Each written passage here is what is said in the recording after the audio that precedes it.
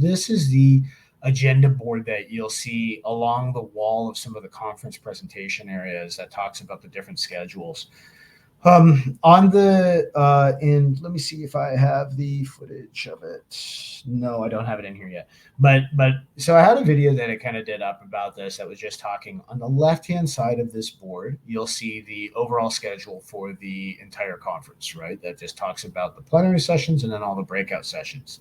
The middle part, so not the far right and the far left column, but everything in between, is all of the different speaker sessions. So those are usually with either a Adobe rep and some partners or just partners, and they're shorter. So they're usually about maybe 30 minutes to an hour long. So a lot of like case studies, testimonials, or different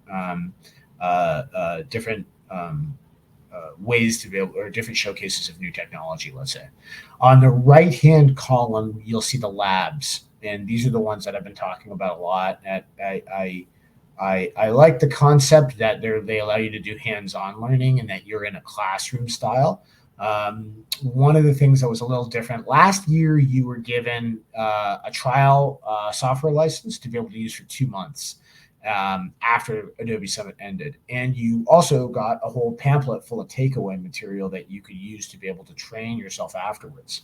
That's not the case this year. And I found it really frustrating to be able to try and keep up with some of the instruction. They're trying to get a lot of the material through, and it was done in a really fast way. I found it difficult to be able to kind of keep pace with what they're talking about, what was in the instruction book.